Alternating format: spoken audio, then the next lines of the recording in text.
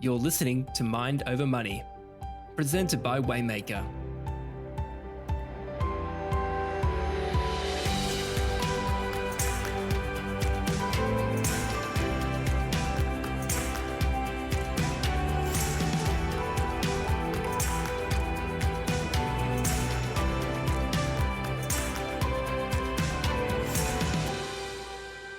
G'day, Lachlan.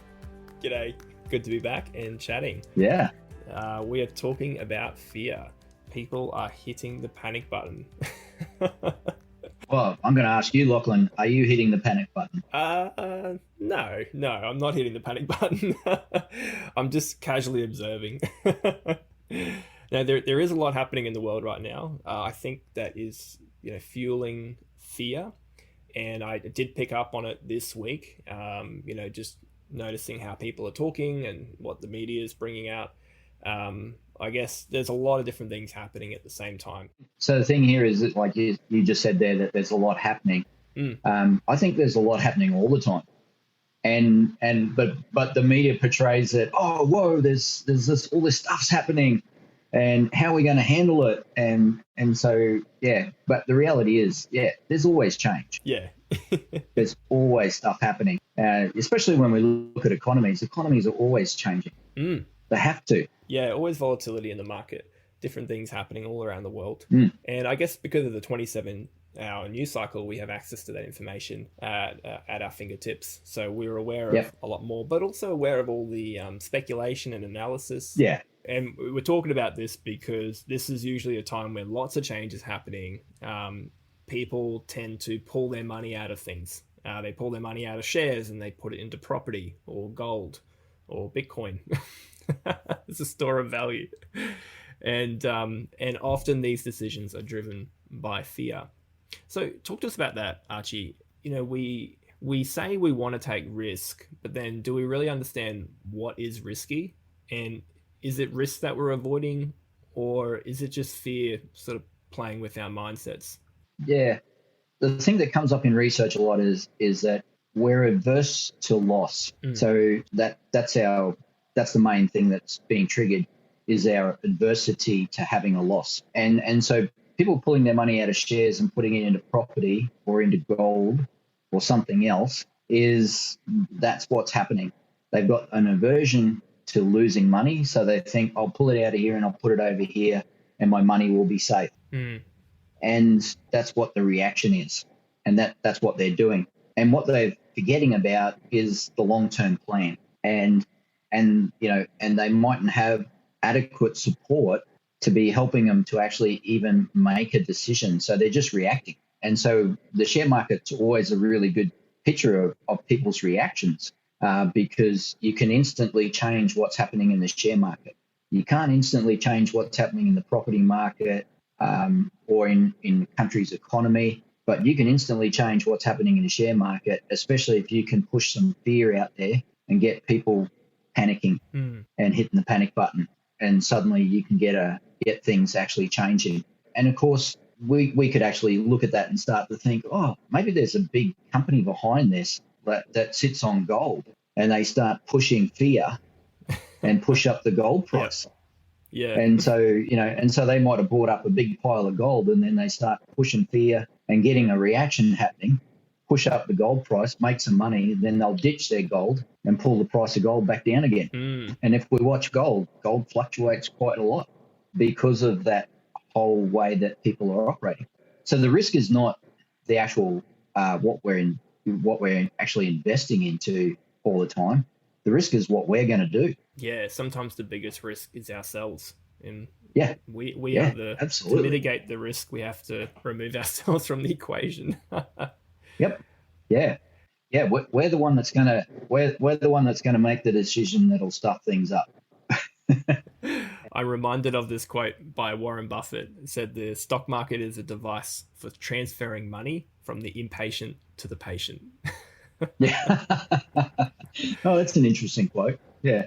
I think he was getting at is, don't panic. More often than not, when we pull back in an equity in the market, it can actually be an opportunity. And so if we're investing consistently, then that volatility can actually be good in the long term. And you've seen this, haven't you? Yeah. Volatility is actually our friend because markets have to change. You think about it this way: inflation goes up, which we just talked about. That's going to impact companies. So some companies could go out of business because of rising inflation. But how do we know which companies, and how do we know what companies? Which is what we're buying shares in. We're buying shares in companies. So how do we know which companies are going to be affected by inflation?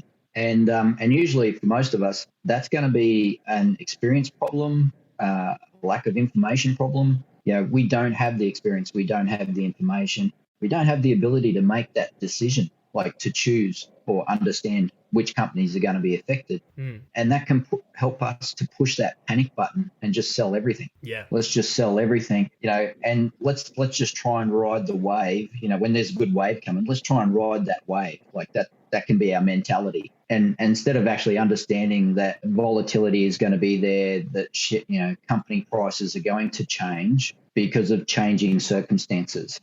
And that's why we use fund managers, because we want an expert team who are looking at all that information, who have access to all that information, who have the experience to know when something is something that they need to react to and when something's just noise. So the war in Ukraine could just be noise and nothing that needs to be reacted to. But on the other hand, inflation is something that the fund managers may need to react to, and they may need to change what they're investing in, which companies they're investing in. And that's where volatility becomes our friend, because our fund managers can then choose some really good companies that are going to benefit from the change and move out of the companies that aren't going to benefit from the change. And then we get really good returns on that.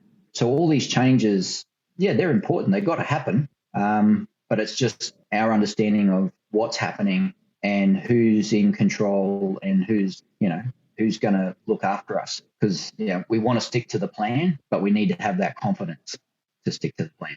Yeah, that's so good. If we do our own investing, we are just left to our own fears around what we're doing. Yeah, absolutely. It's same as buying a home. Hey, I've seen people freak out in this recent market around buying a home, and they haven't sought help, and so that fear has driven them to make decisions such as overpaying for property, or selling a property in a mad rush. And then hindsight's 2020. They look back and go, "Oh, yeah." The fear is that we're going to lose, and then we act out of that fear, and then we lose.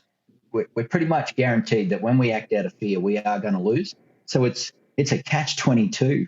Yeah, it's a paradox. The fear of loss turns us to make high risk or gambling moves, and that's where we are sure to lose. Yep. Yeah. Yeah. I had someone panic a couple of years ago that interest rates were going to jump up because of the pandemic, and they sold their house because of it, and so they totally lost out because they hit the panic button thinking interest rates were going to go up, and it was the opposite. Interest rates went down, house prices went up, and so jumping in and making that decision actually led to quite a major loss for that particular person. And so we're acting out of fear to try and stop a loss, and we create one. And I see it over and over again happen very regularly. But at the same time, we've got people who hang in there, who get help, who actually talk about what's going on and find out that, hey, everything's okay. I can stick with my plan. I can keep going ahead here. And we see them do really well. Hey, I hope you're enjoying today's discussion. And this isn't an ad. We don't do ads here. But I do need to remind you that everything that we're discussing on today's show is not personal financial advice. It's not. Don't ever take personal financial advice from a podcast, a newspaper, or some idiot on TikTok. If you want to create a long-term plan for your wealth building journey that's tailored to your goals and situation, then you should speak to a financial advisor. We can recommend one if you want. Just go to waymakerpodcast.com.au. That's waymakerpodcast.com.au and click Get Financial Help. Now, back to the show.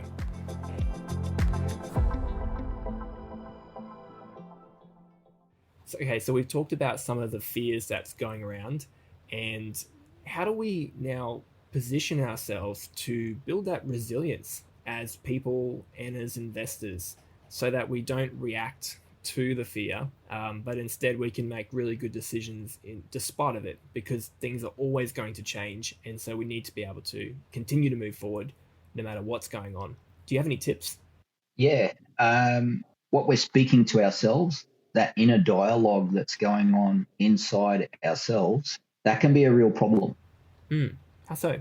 And a real problem when it comes to resilience. So yeah, we need some people around us that we can actually let them know what that inner dialogue is, and allow them to help us get a better dialogue and get our focus in the right place. That's a big one. And that comes through a lot of, stuff around psychology, and whether we're trying to do things ourselves. Because when we're trying to do things ourselves, we're going to miss out. We're going to miss out on a lot of good information, a lot of good insight. We're going to miss out on help and support. We're going to miss out on confidence. So the more that we're, focused on our inner dialogue without anyone supporting us, that can become quite a problem. Yeah, because what you said there about information, there is so much of it, and that can really it can be like a barrage. It can just knock us out, and exhaust us. But Yeah. What we need is really good insights, but we don't tend to find that from reading the news or talking to friends. And I say that because we've just launched this Insights Hub at Waymaker, for our advocacy members. And so we're trying to draw out some of those insights. But even then, once you have the insights, the proper research and the facts and, people's analysis on things, you still have to have the confidence to do it, to implement those insights in a timely fashion, to put it into the plan or to adjust the plan. And so I guess that's why we need the system and the community, right? Yeah. Yeah. Look, fear will stop us from implementing something that we need to implement now. So now could be the right time for us to buy a house. Now could be the right time for us to start investing. Now could be the right time to change jobs. But fear will stop us doing that, and we'll hold off. And, next thing it can be 10 or 15 years down the track, and you're still holding off because the world is still changing. The economy is still changing. And so, that fear will still bind us and hold us back. And just information doesn't always help. We're in information overload. So information doesn't always help us to make a good decision. And then we've got who's actually talking to us as well. So, I was saying to you before that we go on the internet, we start searching for something, and the AI and the internet will pick up on what we're searching for and start feeding us more of that, whatever it is that we're looking at. And when we talk to people, we're going to get exactly the same result. We start talking to people about something, and then they're going to go, oh, I heard this, I read this, I saw this, and they're going to give us more feedback about that same thing. So who we talk to and how we talk to them is going to be really important. We could be quite scared to actually start sharing our inner dialogue because of embarrassment, because of fear. And so it's going to be really important who we actually talk to, so that we don't just get more fear being fed back to us. Yeah. These algorithms can push us down rabbit holes pretty quickly. Yeah. Yep. Before today's podcast, we just pulled up, what's the gold price? And I'm already seeing ads flash up to buy gold on my screen now. Yes. but these algorithms, like you said, they were actually built on social behaviors. Yes. Like you said, we talk about things, and then we're more likely to continue to talk about those things that our communities talked about. And that's why you see when these tech companies hire people that work with artificial intelligence, they're also hiring people out of psychology to come along and help build these algorithms, because the internet's just a reflection of us people and how we communicate and how we connect and how we talk. And I love that. Got to get rid of the noise and have good sources of information, but also connection to test our assumptions, like we talked about in episode 1, testing our assumptions about what's happening, and to get that feedback loop as we say it. Yeah. What are some questions we can ask ourselves around building resilience how do we test our resilience? Like I used to notice this a lot when I was working with farmers, is that farmers who had those good feedback loops, they had the good resilience. And so, so resilience grew as you grew those good feedback loops. So it's our connections, our relationships, and where we're sourcing the feedback that's coming back to us. And so that's a big part of building resilience. And the people with the least resilience, I found, often were the people who were getting all the negative feedback. And it was just building on what they were already quite negative about. And so they'd be negative about prices and negative about the future, and then they'd get all this feedback going, the future is over, prices are going to go down, there's no way that you're going to win, basically. And they would just keep getting that feedback, and their resilience just wasn't there to keep to the plan and to keep moving forward. And so what I found with those farmers is they became very reactive. And so they were just reacting to every negative thing that was coming through. And they didn't see the results, that they should have seen. Whereas the farmers who were resilient, had good feedback, I saw those guys grow and flourish. And I'd encourage our listeners, it's exactly the same for us. We can really grow and flourish if we keep working on those feedbacks loops and getting good feedback.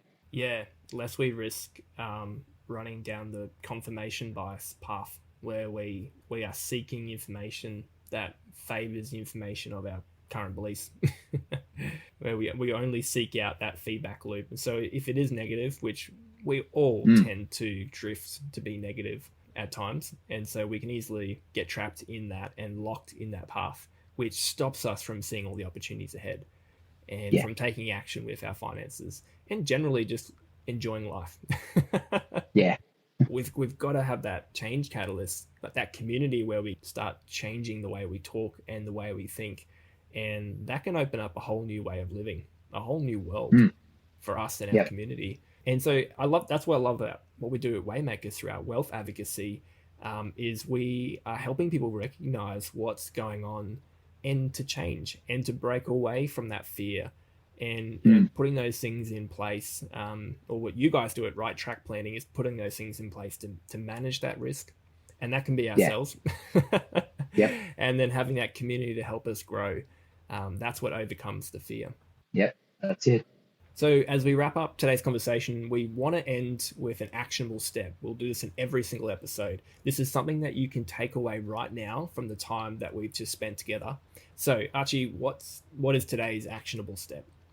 I think it's to recognize that we do hit the panic button, and we want to be able to talk to our partner, our trusted advisor, and let them know, what it is that we've got the fear around, what our assumption is, whatever it is that's creating this panic at this time, and get that feedback, and this will help us to get rid of noise. Because once we can get away from that current feedback that put us in this panic, and we get a new set of feedbacks that's moving us forward, everything's going to change for us. The world's going to be the same, but we're going to be different.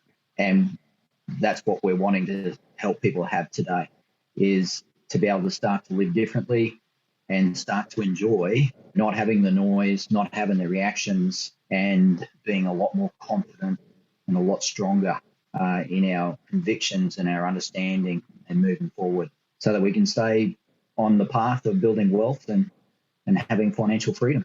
I love that. It's so good. Well, thanks for listening today, everyone, and check out the show notes for all the links. And if you enjoy the podcast, subscribe and invite your friends.